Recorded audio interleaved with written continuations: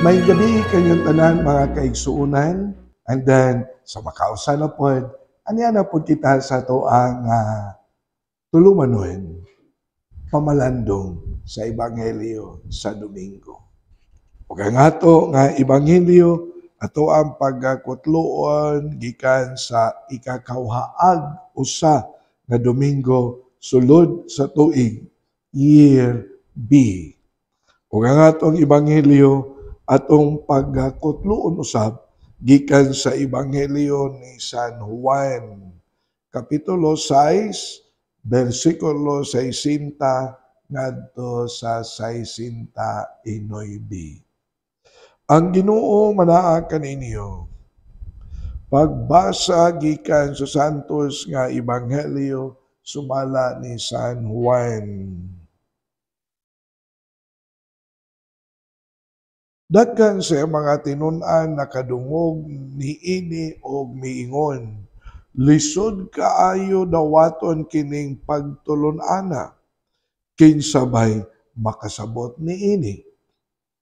Bisag walay nagsulti kaniya, nahibalo si Jesus nga nagbagulbol ang iyang mga tinun-an bahin niini.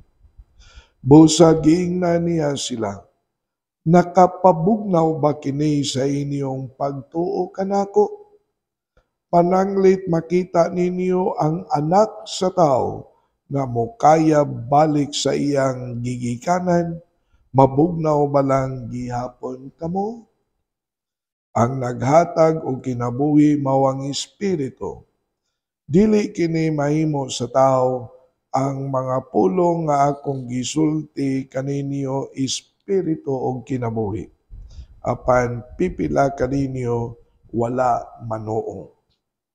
Nahibalo si Jesus sukad pa sa sinugdan, kinsay dili motuo o kinsay magbudhi kaniya.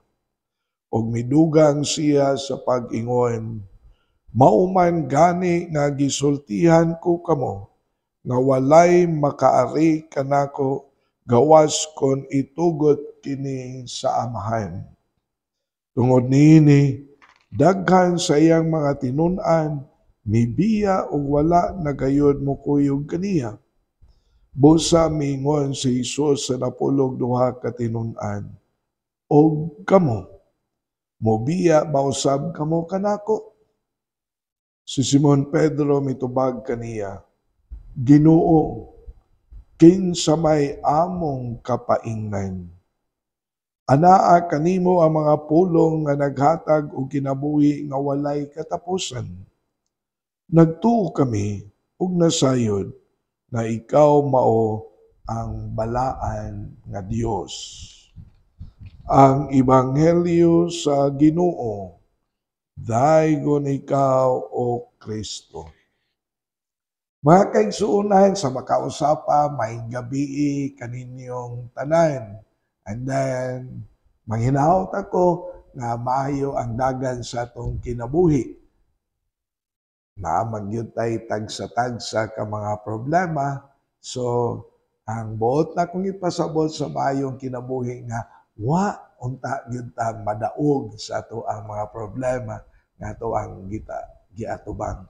Sandig lang kita sa Dios. Magampo lang kita sa Dios. Dili lang yun ta magpakawala sa paglaom. Dili ba, mga kaigsuunan? Naay Dios ato ginagibalik-balik kanunay sa ato apod nga pagpamalandong. And then, ang atua karon nga Ebanghelyo nga gikutlo na usab nato sa Ebanghelyo ni San Juan Kapitulo 6 nga pipila na ka mga Domingo ang milabay, tulo na ba? Upat. Nga nagisgot sa pan sa kinabuhi kay lagi, ibalik-balik sa nako pagsulti ang chapter 6 sa Ebanghelyo ni San Juan, mauman ang gitawag o pagtulunan sa pan sa kinabuhi. And then karon nga Ebanghelyo nga mao ang ugma puhon ang ikakawhaag usa nga Domingo sulod sa tuig, mao ang last part sa chapter 6 sa John. sa Gospel of John. So, mao ni ang katapusan. So, mao ni nga nindot sad kaayo ang atoa poed nga matawag nato og mura bag gipahunat makabantay mo sa ebanghelyo nga ang mga Hudiyo nga kadto na hinumdum mo kadtong gipakaon ni Kristo libuan ka mga tao. And then og ang nakadungog sa mensahe sa pan sa kinabuhi labi na si Kristo nagisgot sa pag-ingon ang akong unod mao ang pan sa kinabuhi. Ang akong dugo mao ang muhatag og kaluwasan usab. Katumingon si Kristo, ang mukaon sa akong unod, muinom sa akong dugo, makabaton og kinabuhi nga walay katapusan. Naglisod pagsabot ang mga Hudiyo, dili ba? Dili lang kay naglisod sila sabot. Nagbagolbol sila. Kay wa sila kasabot sa pagtulon-an ni Kristo. And then, dili lamang nga nagbagulbol sila. Ikatulo, milakaw sila. Ilang gibiyaan si Kristo. Mauna, gikan sa 5,000 ka mga tao matod pang naminaw, sobra pagani nga nakakaon sa pan sa matawag na ito sa pipila ka mga pan gidala sa bata o sa pipila ka mga isda sa 5,000 ug uban nga nakakaon wa kasabot og nanglakaw ug ang ebanghelyo mingon gibiyaan si Kristo. And then ang nahabilin ang 12 na lang ka apostoles. Mauna ang 12 ka apostoles iyang gikumprontasi, iyang gipahunat. Iyang gipahunat og miingon si matawag na to si Kristo ngadto kanila human namiya ang mga tao og miingon siya og kamo mobiya ba usab kamo kanako? Nindot kaayo ang maong pangutana. Og kamo mobiya ba usab kamo kanako? And then si Simon Pedro nga nagrepresenta sa mga apostoles, sa 12 ka apostoles, mitubag on behalf sa mga apostoles. Unsa may gitubag ni Simon Pedro? Nindot kaayo sa nga tanan. Ginoong kinsa may among kapaingnan. Anaa kanimo ang mga pulong nga naghatag og kinabuhi nga walay katapusan. Nagtuo kami og nasayod nga ikaw mao ang balaan nga Dios. Words of faith, language of faith, trust and confidence sa Ginoo. Pagsalig, pagtuo, paglaom, mao kini ang atuang mapamalandungan diha sa matawag nato sa gisulti ni Simon Pedro. So, nindot sad kaayo sa nga tanan. Bisan gani ang mga readings nagisgot o labi na sa ikaduha, di ba, nagisgot manggihapon kini o kaminyoon. So, pamilya, unsa ang kinabuhi sa panag-asawa para sa pamilya. So, ang desisyon na buhaton sa kadausa kanato kinahanglan nagagikan gayon sa sakto nga pagpamalandong. sa sakto gyud nga pagtutok, dili lang bunga sa gibati nato. Mao ni ang atong ebanghelyo, si Kristo gipahunat niya ang iyang mga apostoles.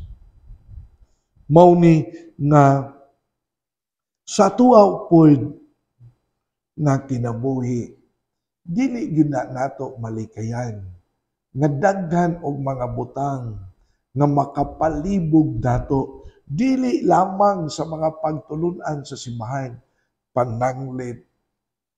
Lisod kaayo magisgotag kami niyoon, labi na kay mausad ka na ang atong nadunggan sa second reading. Daghan kaayo tag mga kaigsuonan nga ato ang madunggan nga kasal sa simbahan, mahal kaayo, maora gihapon, magbuwag lang gihapon. Unya kita pod nga maminaw, dali kay tang mutuo. Dali kay tang madala. And then, muingon ta, bitaw no? Apan kung imong tan-awon, mahal kaayo, kinsa may nagpakamahal sa kasal sa simbahan? Ang pare, ang simbahan, ang kaslunon na sad, ang pamilya na sad. Nga naman, magpa-prenup bisag wala i-required sa simbahan. Mahal na ba kaayo? Wala ra ba gyud ang simbahan miingon pagbungga mo og boda, bunggahi ninyo ang inyong kasal og decorations with all the gadgets. Sus, usahay aron nindot ang Instagram. Dili ba? Nga usahay na ba? Mapagan ang what is essential sa kaminyoon. Dili na katarong pagpangumpisal. Stressful na kaayo, iniabot sa kasal.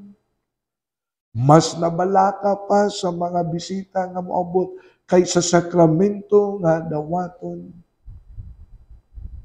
Nahog na hinuon nga ang kasal social functions na lang, pang Instagram, pang Facebook.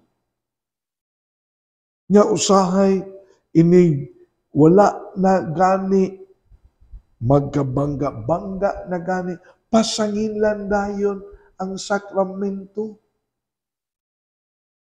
Mauni nga sa atuang ebanghelyo,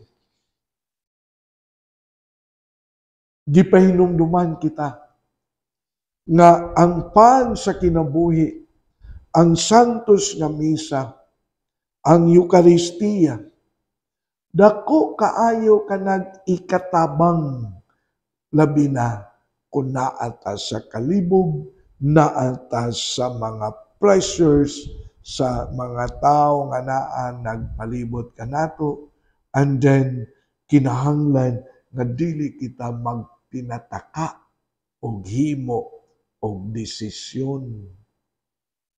Mao bitaw na nga gibalik-balik na nato sa tuwa puwet nga pamalandong kung malibog ganita, ayaw gyud paghimo og desisyon nga wala nimo apila ang Dios.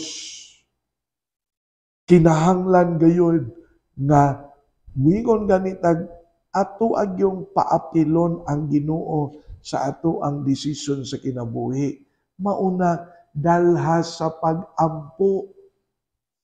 And then, kung magisgot na tagpag-ampo ang atong katisismo, muingon baya gyud nga the highest form of prayer mao baya ang santos nga misa. Nga diin ato ang madawat ang pan sa kinabuhi nga sige og gihisgutan karon sa mga ebanghelyo, sa mga miagi nga Domingo. Dili ba mga kaigsuon? Mauna nga Ang atong ebanghelyo, ang mga apostoles, gipahunat ni Kristo, gipa-decide. Asa man mo, mulakawsan mo, mukuyog mo nila, o magpabilin mo dire nako. Og si Simon Pedro, ang spokesman sa mga apostoles, miingon, asa man may padulong kung wala ikaw, Ginoo. Kinsa naman lang ang mugiya kanamo. Ikaw mao ang balaan sa Dios. Mauni nga balik-balikon nato o dala sa atong pamalandong lahi gyud, nindot gyud nga doon natay debosyon sa Santos nga Misa.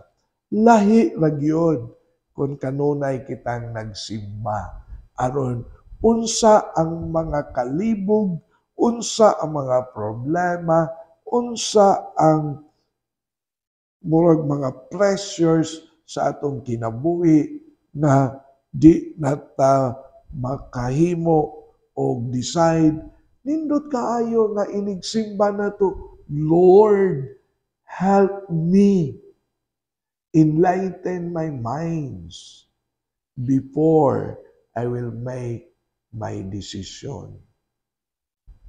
And then, Lord, help me kay kahibaw ko na ikaw dili masipyat. Ako masipyat kay tao lamang ako. Apan kahibaw ko uban sa imuhang lamdag, uban sa imong giya, uban sa imo usab nga presensya, kining tanan matagaan og katin-awan. Nindot granted, no? Granted mga kaigsuonan kuno galing do natay gipangayo and then wala mahitabo, wala ihatag sa Ginoo. Apan kun ato nang gidala ngadto sa tuang pag-ampo, ngadto sa Ginoo sa panahon sa Santos nga Misa, at least makaingon ta basin dunay mga butang nga wa nako makita mauna nga wala ihatag sa Ginoo kay basin makahatag kanako og kadautan. Dili ba? At least mayon ka, I have invited the Lord to be part of my decision. At least God knows sa sitwasyon. Kay sa magpinataka, kay sa bisag unsa na lang. So, nindot. Sa nainomdom man sa kugani sa estudyante pa ko. Doon na yun ay mula mag-philosophical, matawag na itong principle sa amoa man itong matawag na ito o subject nga philosophy nga when you are in doubts, you have to consult the persons in authority. Persons in authority. Ang Ginoo is more than a persons in authority na atong konsultahon. More than. He knows everything. Ang Ginoo is more than a person in authority. More than. Kay siya ang tumuran sa tanan. More than. Mauni nga ato yung ibutang. Aron dili ta sa to pa, doon na gani tay kalibog, doon na gani tay mga matawag na to o di na to masabtan. So, nindot sa nga, dili na to dalhon anang bagulbol-bagulbol. And then, dili na to dalhon anang pagdaot sa uban. Parehas kasan ang binuhatan sa matawag na to sa bride and groom nga bongga kayo sa nga tanan, bisag dili makaya, pangutang left and right, bisan kung dili na ilang means. Unya, ining magbuwag na, ang pasangilan, ang sakramento, ang simbahan. Nga ingnon pa yun, na mahal ng kasal sa pari. Mao na yung mahimong sakdan. Sus, I would like to tell you, nakakasal ko og very simple na kasal. Na nagpuyo og pila na ka tuig, nanimba lang sila.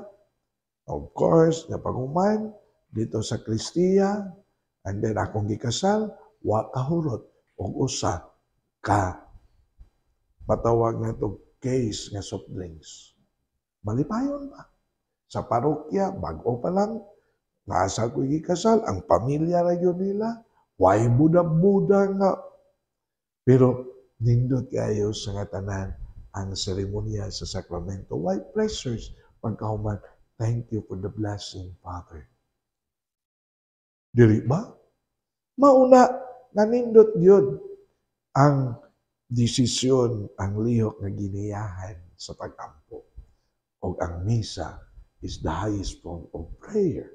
Mauna, let us have devotion sa Eucharistia. Simbata kada Domingo. Kung mahimo, bisan sa adlaw-adlaw, kung mahimo, nindot. Kay kita na mabulahan, ayaw pakyasa ang Domingo. So, ani lang ta kutob sa to ang pamalandong karong para ugma nya dapiton ko kamo sa pag-ampo para sa to mga masakiton nga mga managso, mga kaigsuonan. Amo lang ito nga man panalangini ayuha ang amo mga kaigsuonan nga mga masakiton na unta mamaayo silang tagsa-tagsa ka mga sakit balatian. Amo sang ipadangat ang pag-ampo sa mga nagatiman kanila na magmakanunayon sila sa pagpangalagad.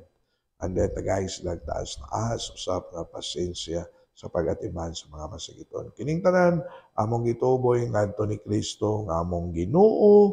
Amen. So mga kaigsuonan ani lang sa takutob karon. And then makita ta sa sunod nga Sabado na usab sa samang oras alas 6 sa gabi nya sa ato ang FB account Archdiocese of Cebu Catechetical Ministry na kini si Father Joseph Intig ang kanunay nag-uban kaninyo sa tuang pamalandong sa Ebanghelyo sa Domingo. Mayong gabi kaninyong tanan.